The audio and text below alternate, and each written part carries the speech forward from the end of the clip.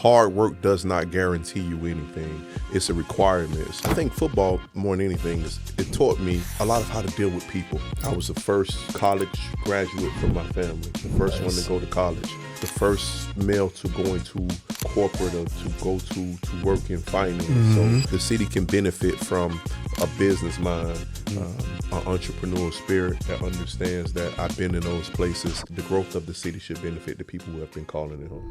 All right, guys, welcome to another episode of the Playbook Uncut. Today, our guest is my friend, my brother, Mr. Roderick Mack. He, better known as Rod Mack, proud son of the city of Miami Gardens, standout football player, linebacker for the U, one time for the U, financial advisor turned a community builder, co-founder of the Miami Gardens Ravens. I heard they number one in the state or across the country. Is it the state or the country? The country. The country. Nice. One of the most successful youth football programs in the country right now. Now, he's taking his talents to city council, running for seat number 4. And on a promise, he calls a game plan for a brighter future.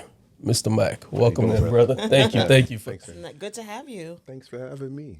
Good to be here. Yeah, man. So we're going to jump right in it. Ms. Tanya, you want to start us off there? We'll get from the beginning.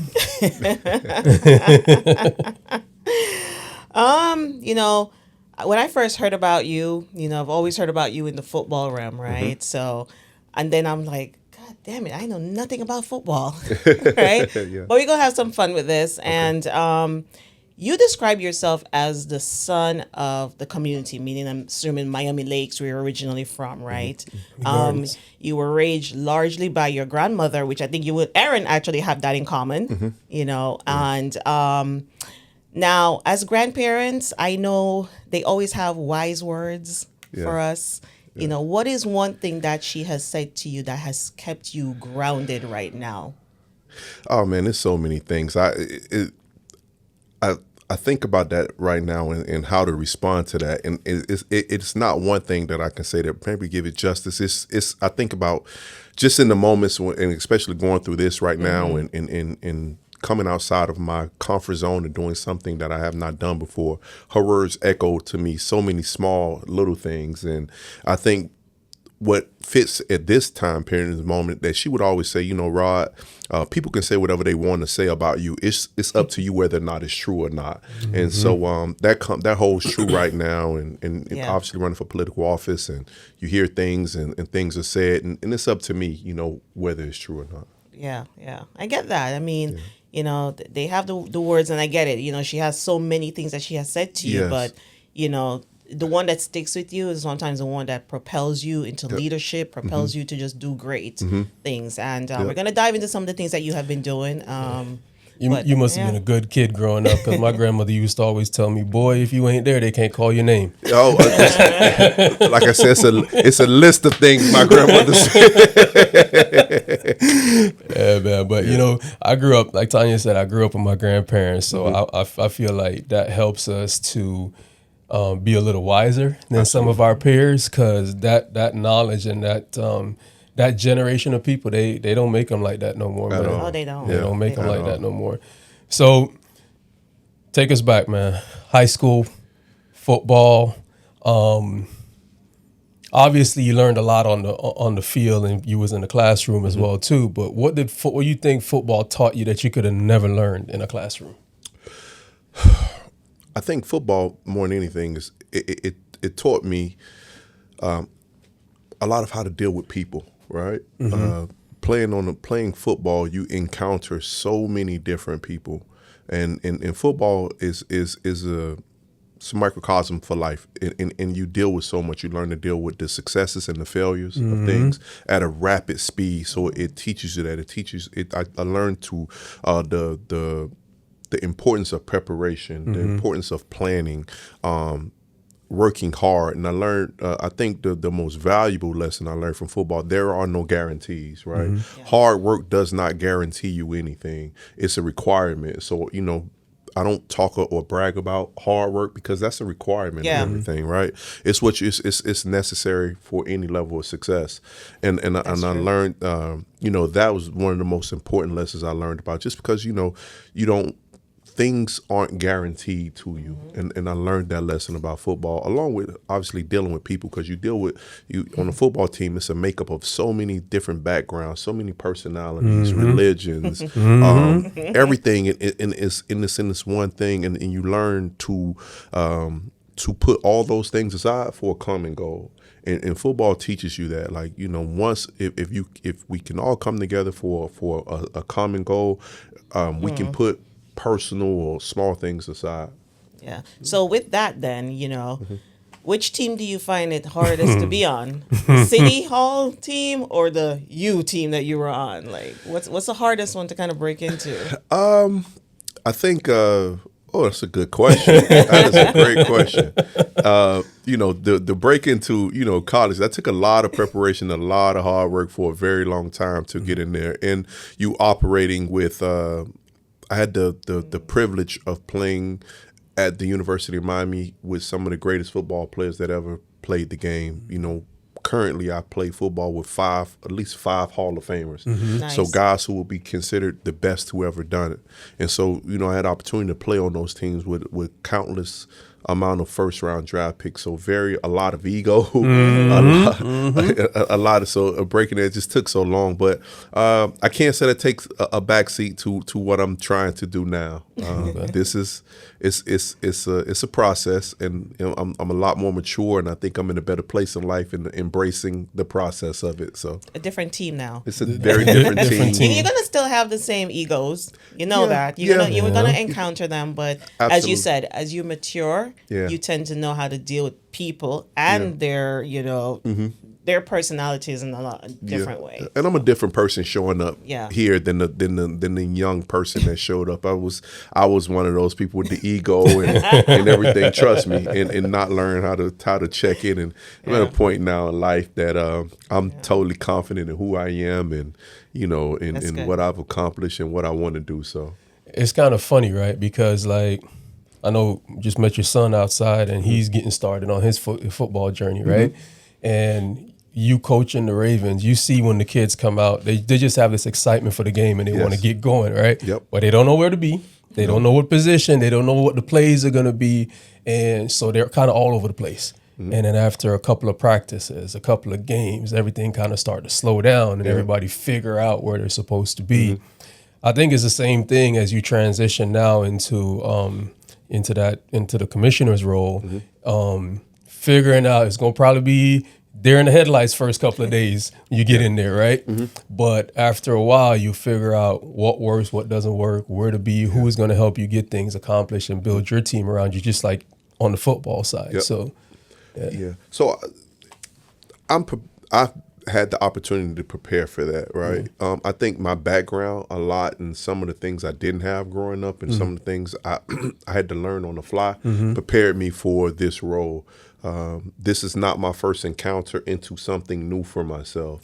I was the first college graduate from my family, the first one to go to college, the first male to go into corporate or to go to work in finance. So I'm the first one to put a suit on to go to work every day in my family. So all those things have been done on the fly, and I've learned to pick those up. I've learned to adjust. I'm comfortable in that role, and I understand the process of doing that. So I'm totally comfortable with this, and I understand the process in which it takes to adapt and to learn. So I'm glad you mentioned that, because Wall Street, a lot of people don't transition from the gridiron, suiting up every week, playing the game, to, like you said, putting on a suit and then going into boardrooms and helping people navigate their financial wealth and management. So how was that transition, and how do you think that's going to help you as you move into city government, city leadership? Like I said, so that transition was like most things that happen for me in life. It was not me. It has not been me. It's been a higher calling that's placed me in these places.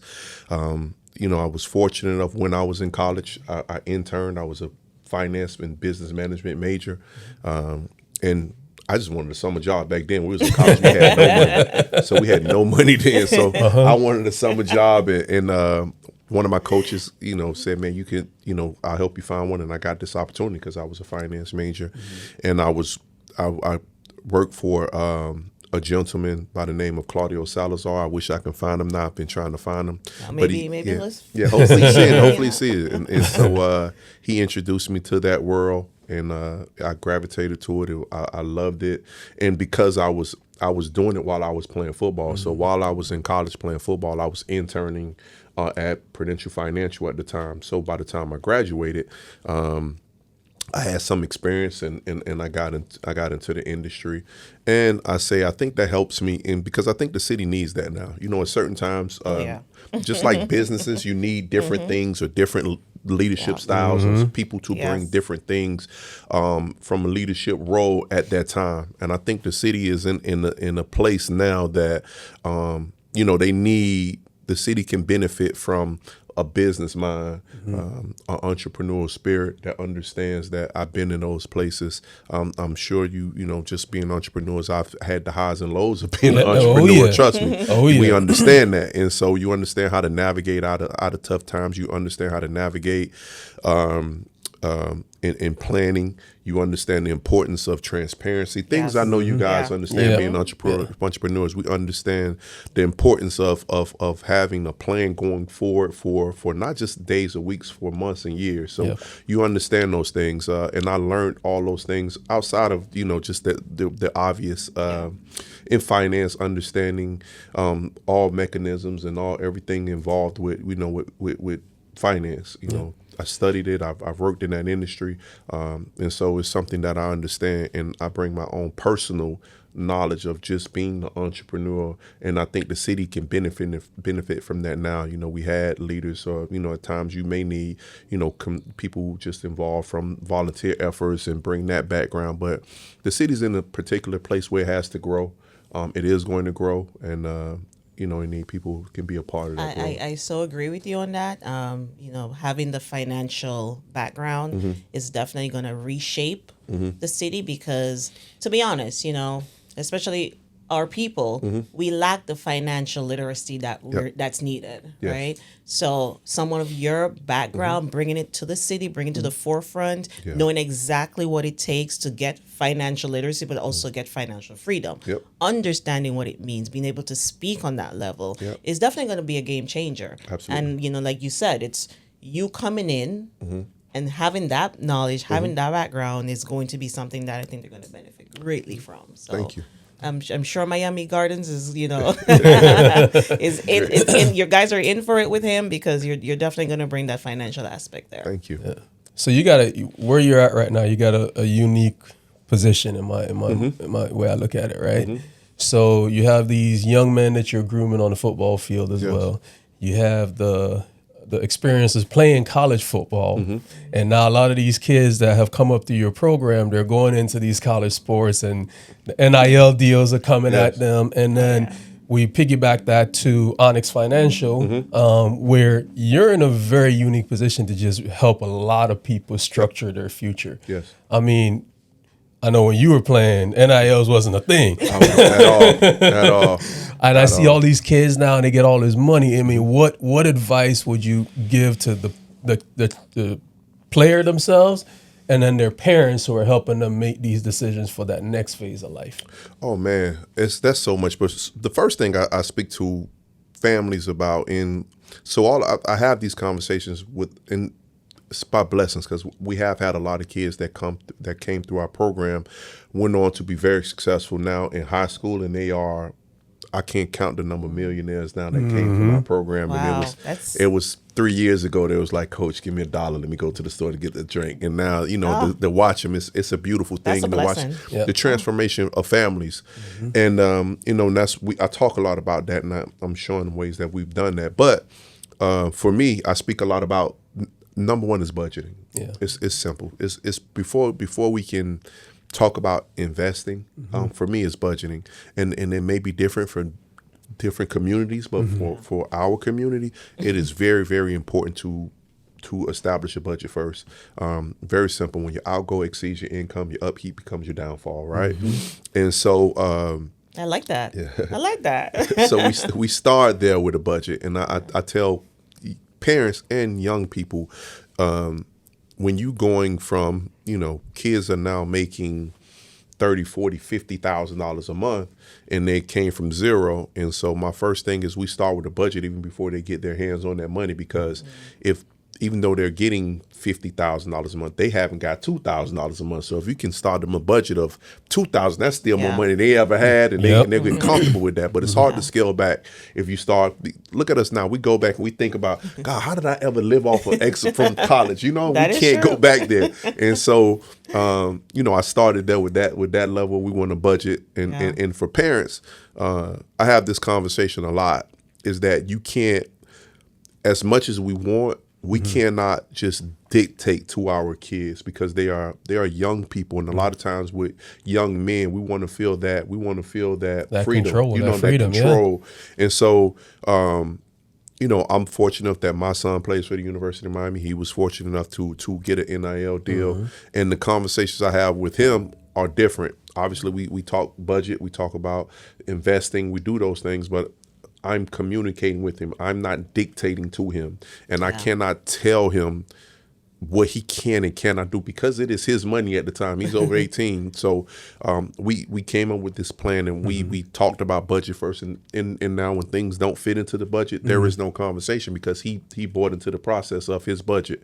And now it's his goal, because he's competitive. He wants to save that money. He wants to do that. He wants to overachieve in that area. So that's what I'll tell parents, number one, set a budget and let everything dictate itself off the budget. And I think what's important too, and because, us being in the real estate industry, one of the next best thing that you can actually invest in or have them invest in is real estate. Absolutely. It is the best source of investment. So that's also something that I know you will bring forth and push, so that they understand the purpose and the reality of owning investments. Absolutely. Or owning, real estate in that sense. First thing I invested in, even though it was finance, was real estate. First thing, my first major investment was buying, not just my home, but buying investment property. Yeah. So I agree with that, and we have to do a better job of educating. Oh yes, educating people to get to that point. Because when we start with a budget, then we can feed off of those things to put that money aside. There you go. We have a strong balance sheet that we can compete. You have one real estate, you have another one. That does not go away. It does not go away. It only is going to go up. Mm-hmm. So. And we see it a lot, not just only in our community, but you look across any major sports. People these guys make a ton of money while they're playing. Yep. And then when they're done, they're done. Yeah. The money stops coming in, but they have already, like you said, they've already built this lifestyle up here, and now you're not able to sustain it. So I like the approach of budgeting. You, like you mentioned, the kids, you're bringing in 40, 50,000, but let's live off of 2. Let's splurge on 2. Let's go have fun on 2, because that other 48 is going to be there for when that 50 is not coming in. Absolutely. Absolutely. Yep. And that's one thing my mom taught me. She's like, if you bring in $10, you save 2 and you live on the 8. Yeah. That's how you absolutely. And that's you save. I'm glad you said that. So with kids, I was taught the same thing, but with young people and athletes, they won't be working as long as us, right? Correct. They won't be making that type of money. Their career span is shorter. So, and they're making a lot more money at a younger age. So it's the reverse of me. I tell them to save the 80 and live off the 20. Yeah. So save that 8 and live off the 2. And if you create a lifestyle, off that $2, that 8 that you put away can sustain that. Yeah. But if you create a lifestyle off that 8, that 2 is not going to sustain. Not going to sustain. And that's what happens a lot. Yeah. It sounds like people are getting your message, though. I hope so. It sounds, because I doing our research, preparing for this, we found out you got invited to Brazil. Absolutely, yes. Yes. So tell us about that, because it sounds like they were asking you to come out there and just kind of help them launch youth football over there. Yes. Was there any of the financial aspects put into that as well, or is strictly football? At that point, it was just strictly football. It was an honor, first of all, that even to know that something that I started just in the neighborhood in which I grew up in, and it was not in that part of the city when I grew up. And so I wanted to start a program there and was able to do it, and now have reached success. It's not just mine, it's all the other volunteers and family members and people who came through the program. But we've been so successful that someone in Brazil recognized us and reached out to me to say, hey, could you come here and help us duplicate what you've done in your community? Truly grassroots organization, help us duplicate this in Brazil. First of all, how they knew who we was, they watched us on YouTube, and they've been following us. And so to be able to go there and do that was an honor, man, to see the passion and the love for the game that's done so much for me. And it was cool to do that. You know, that also shows you, it's like, you think people are not watching you. Yes. They're watching. They're watching. Yeah, they're absolutely. seeing you. Because Brazil, you know, to really recognize and see what you were doing over here. Absolutely. We're going to shift gears in a little bit and get, because we want to talk about some of the community plans and the visions that you have. But one last question about like the youth football program. 5 years from now, 10 years from now, where do you see that program? What would be your goal for the Ravens football? 5-10 years from now, to continue to evolve. I think we have been at the forefront of changing the way youth football and cheer is viewed. I'm very happy, and I'm very proud of what we've been able to accomplish on the field, but I'm more proud of what we've been able to accomplish off the field. We don't speak enough about that. We've been able to take kids around this country. So football has just become a conduit. Football and cheer has become a conduit for us to be able to open our kids up and expose them to different things, right? So we've been able to take kids to California to visit colleges. So, you know, anytime we've taken to visit USC and UCLA, these kids from Miami Gardens. We've been to University of Maryland and D.C. We visited the White House. We've been to Atlanta and visited all the historical sites there. We've been to Detroit and visited everything in Detroit. And so we've been all within the University of Michigan. So we've taken kids everywhere around this country. So I'm more proud of that. We've established reading groups. We've started peer mentoring groups. We've established a lot of things off of just having. So football gave us the audience of about 500 kids, and from that audience of 500 kids, we've done etiquette groups with our young ladies. So we've done a lot of things that football and cheer just brought them to us. It brought them inside the doors, and once we got inside the doors, we've done a lot. And what I would like to see within 5 years, if the program to continue to, and it has gotten to a point that it can continue without me and continue to grow and continue to build and be on the forefront of what's happening, because youth athletes or athletes being able to compensate off their image and likeness is getting younger and younger and younger. Now it's in high school, and so that's one step removed away from our kids. So we are now being able to put our kids in because of the notoriety of our program. Our kids are now benefiting. We have two kids now that are. You go to Dick's, they are the face of certain brands in Dick's now, based off what they're doing off 10 and 11-year-old football teams. No, man. So That's amazing. It's a change. That's amazing. I think all parents here, I think that's one thing that we all strive to do, is expose our kids to so many different aspects, so many different things in life, so that they have options. Yes. Right. And I love that, because a lot of when you hear people say underserved communities, that's what it means to me, is that these kids are just not exposed to these opportunities. So I'm happy. I'm glad to hear that that's also a part of the program, not just the football or the chair. So that's good, man. Like I said, we're gonna pivot. Okay. What made you decide to run? Being from the community, I've been in this community my entire life. Even when I went away, I've always came home, and I've had opportunity to work with parents, grandparents, and community leaders just from my program, and a front seat view of what the community needs. And at this point, I think the community needs a leader that's accessible, that's accountable, and that's focused on the people that call that community home, and I believe I can give them that. So it impacted me to run, and it made me decide to run on one belief, that the growth of the city should benefit the people who have been calling it home. So they say a lot of people probably look at it and say, well, you've never had a position in elected office before, right? You're running against, I think one of your competitors is an educator, business owner.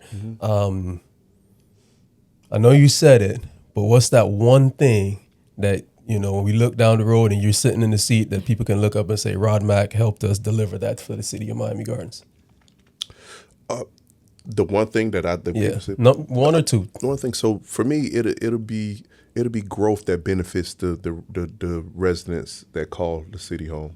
Okay. I'm steadfast on that. The city has to grow. The city will grow, real modernized, and I want to make sure that the people who have called that city home participate in that growth. Good point. I got a question for you. So there's a lot of talk about the homestead taxes being adjusted over the next couple of years. Heard some different opinions.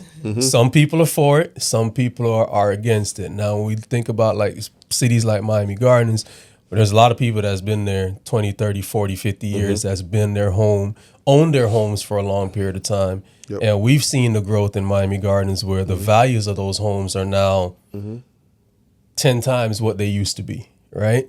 And so from a tax perspective, we see it on our side, on the mortgage side, especially new homeowners when they're trying to buy, we see the elevation of the property taxes, which sometimes can make it difficult to buy.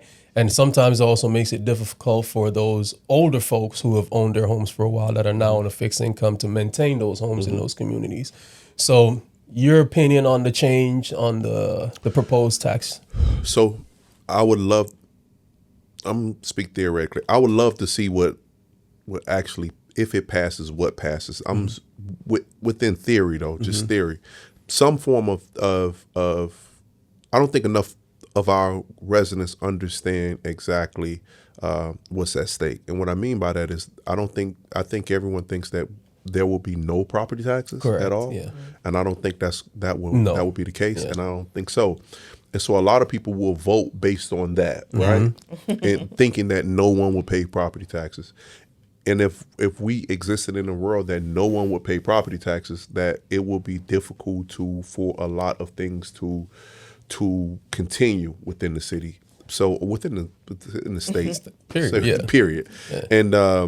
And so I think that we all have to do a better job of educating the common folk resident that's walking around exactly what it will bring to them, because if we operate in a world that we did not have property taxes, all of the services that the city provide for a lot of residents won't exist. So it will be I can't say won't exist. It will be very difficult to maintain as status quo. We would have to cut something, so the funds will have to come from somewhere.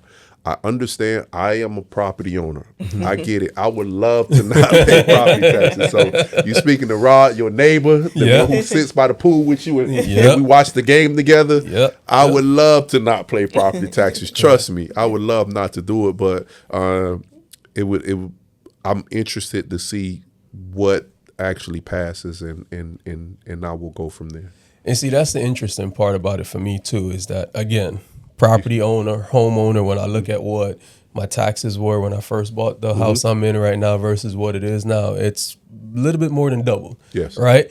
But I also enjoy the amenities that the city and the county that we live in afford for us, right? So I know that money has to come from somewhere. I guess for me, my viewpoint, and Tanya, jump in here, my viewpoint is more so affordability for that next generation of families that's trying to get their first home. And then also, Miss Jane, Mr. Joe, who's been in their house for 25, 30 years and now on a fixed income. It's hard for me to look at them and say, hey, pay $10,000 on your property and you're bringing in $2,000 a month, on a fixed income. You shouldn't have to lose it for that. And I'm with you. So I'm both ways with. That's what I'm saying. I want to see exactly I am for some type of relief. Yes, I am for some type of relief. I just want to make sure that that relief reaches, first of all, the people who it should reach. And that's the most important thing. Yes. I needed to reach the people that it should reach. And if it reaches those people that you just mentioned, I love it. I love it. I think it's going to be it's going to have its advantages and disadvantages with anything that the government changes, right? one of the positives that I see is it's going to create more homeowners. It's going to create a lot of homeownership for especially our younger generation that's coming in. It's definitely going to do that. So I'm also curious to see exactly what this is going to look like on paper, right? We get the highlights, but what's underneath it, right?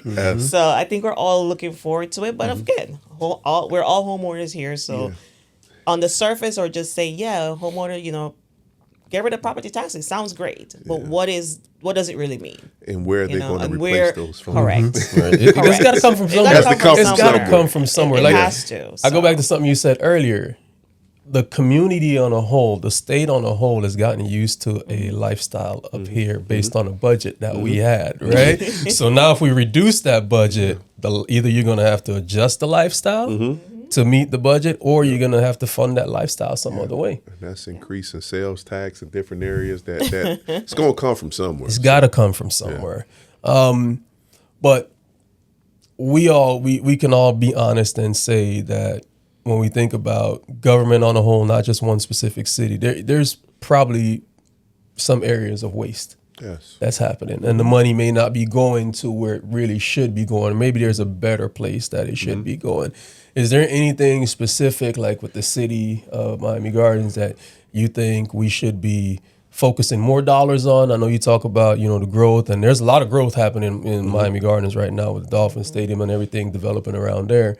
But is there anything specific that you would like to see more emphasis put on, more dollars put behind?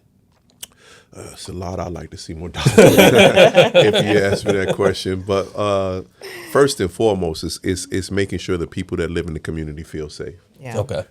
So that's first and foremost. So for me, I think the investing money and even incentivizing the way that our police department, because I think our response time could be better, and that's a direct reflection on how safe people feel in the community. The visibility of officers and the response time of officers are very, very important. So that's one of the first things I think that we would spend dollars on. And then it's our infrastructure and putting programs and things in place to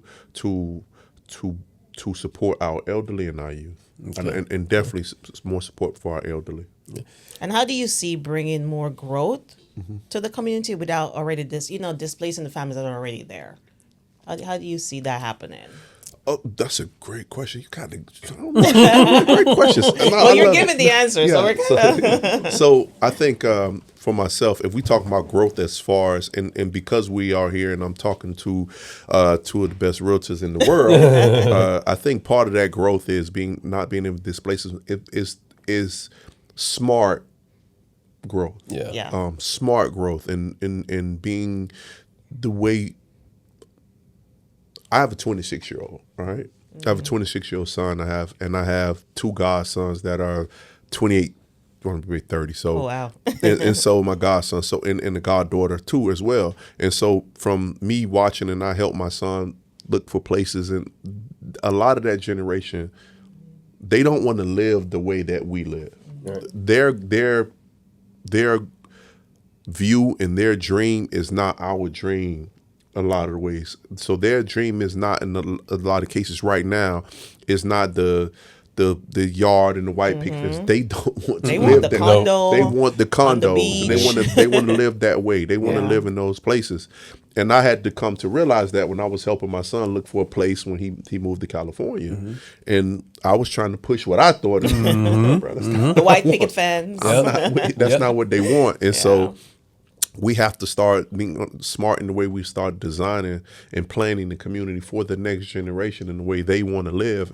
And I think that will help keep people in the community, because we need to go vertical. Yeah. So in the city of Miami Gardens, we have to go vertical.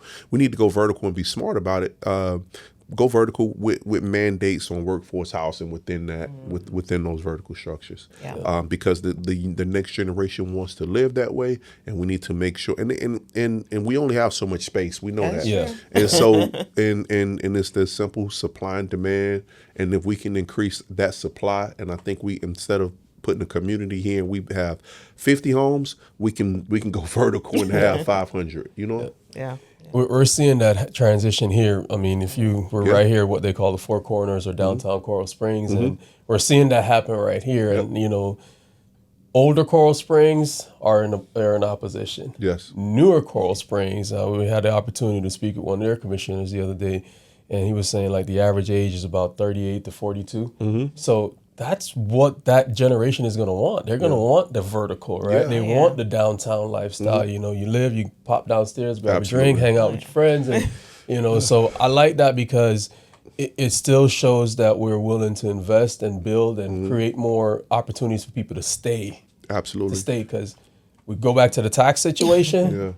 If you don't have people in the community who are working in the community, generating income in the community, then whether we want to get rid of property taxes or other types of taxes, it don't matter, because if we don't have the people here. Absolutely. And Miami Gardens is a big city. It is a big place, and it has enough to make sure that we can accommodate everything in the city. It has enough space that we can have, just like this Four Corners area, that we can't have the vertical housing, and we do have enough that we can have the more suburban living area where it's the yards and the picket fences. Miami Gardens they have neighborhoods with the acre lots, and you can build those type of homes there. So Miami Gardens has a lot. We have lakes, we have the Scott Lakes and the Myrtle Grove Lakes, that if you want to live on the lake, you can guys do that have as great well. infrastructure. So Miami Gardens has it all. And I go off in a whole nother and what I believe, but that's it has enough. It just has to be developed smart. I think that's the approach anywhere, man. Election is coming up. As people are starting to narrow down their decisions and decide who they're gonna place on, make that vote for, or what's one of the things you wish more residents understood about you personally before they casted that vote? In regards to this election, that this is it is not about me. I'm doing this for the benefit of my community. I truly love the city of Miami Gardens. I want the city to grow. This is not a popularity contest for me. I've been in arenas, and I've had that time in my life that I've been in the spotlight. I don't need to be popular. I want to, and I'm a worker. I want to work, and I want to see the city. The city's given so much to me, and I want to give it back. I love that. Nice. So you're now in office 1 year later, because we're projecting that's going to happen. Absolutely, we're going to speak it. We're going to speak it. So it's a year now that you've been in office. Tell me what you want them to say. Rod delivered that. Again, before anything else, people have to feel safe. So a year within office, I want us to say, guess what? That we have better relationship, and we feel more comfortable about our safety and our police in the city. That's first and foremost. I can go into certain areas because my district encompasses a few different neighborhoods and what those neighborhoods need, and I can speak about those as well. This Myrtle Grove area, the park there needs to be developed. But before we do anything, there's no need to talk about developing the park unless the people in the community feel safe. So the response time with the police will probably be the first thing. Yeah. So politics tend to change people.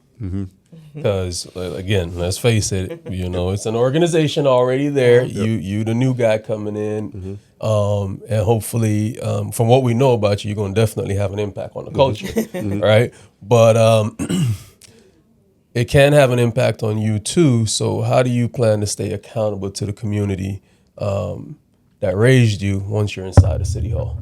I've always done it. I've never left. I've had opportunities to do things in a lot of different cities, a lot of different steps, a lot of different states. I've always came home. I've always been home. And so I've never left the community, and I've always been accessible to everyone within the community. A lot of people leave home and they come back when they come back with their hat in their hand and things on. I didn't come back home that way. I didn't come back home looking for a handout. I came back home trying to build and to give. And changing me. I've been in leadership positions most of my life. I've lived in the spotlight for most of my life. I'm accustomed to having it. I don't I don't need it. I'm totally comfortable with who I am. I'm totally comfortable with my successes and my failures in life. And I don't have an issue. And so my ego isn't involved in this. You know, we all have, but my ego is not involved in this process. So I don't have a problem I understand what leadership looks like. And anytime you're in a position, if you're up front and you want to put yourself up front, that comes with praise, but it also comes with criticism. Yeah, if you're willing to take the praise, you got to be willing to take the criticism. Yep. And I'm open and willing for it. You know, I'm open and I understand that none of us, every decision I make won't be popular, but that's part of being a leader. That's part of being leadership. Every decision is not a popular decision, but you got to make decisions based on what you feel are best. And obviously it's me, I'm just a voice for the community. So I'm going to make decisions based on being a voice for the community. And sometimes in that space, you have to have open dialogue with people in the community so you can represent them. You can also tell them that, hey, what you think and what you think you know is not accurate. Just like we talk about this property tax. You have to be able to get with people in the community to explain to them this is exactly what it is, not what you think. Right. And sometimes you have to be able to tell the people in the community, just like I take it, and if I could take it, I'm going to give it. You know what I mean? So I'm also be able to tell you what you think. You're not right. Yeah. You know, so we have to have that, be able to dialogue but you can do that just like being on a team. As long as we trying to row this boat the same way. That's it. That's it. So yeah. That's it. You're definitely a very grounded person, and yes. you know, Miami Lakes is just definitely they're in for you. But yes. you know, you're also a family man. You're a coach, and now you're a candidate. You know. And I know you say it, and you know you talk about your son, your godsons. You know, how do you still protect your family?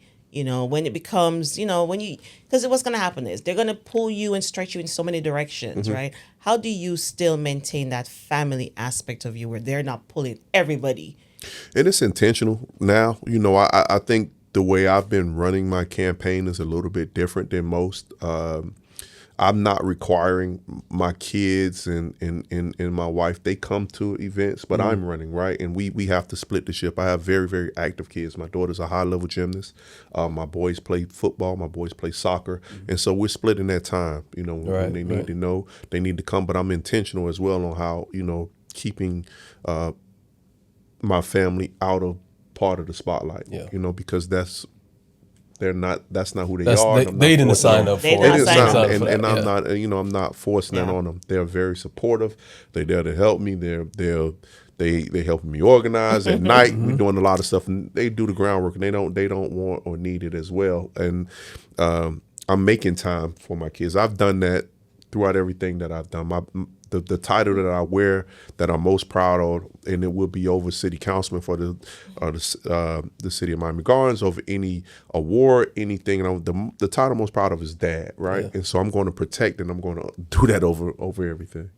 I love that, man, because at the end of the day, when you get out of the spotlight, when you leave those commissioner meetings, you leave those rallies, you gotta go home. Absolutely. And those kids, they don't care about all that other stuff. All they care about is, Dad, I did this today. Dad, I ran this play today. I messed up here. And looking for that advice. So we always got to, you know, be there for them. And I appreciate them. Let me say on camera, I appreciate my family. I appreciate my wife. I appreciate everybody who support me, because when this is just like, this was God told me to do it. And so when I told them, just like, you doing what, Dad? Like, you doing what? What if you going to do it? If you want to do it, we're going to support you. But yeah, exactly.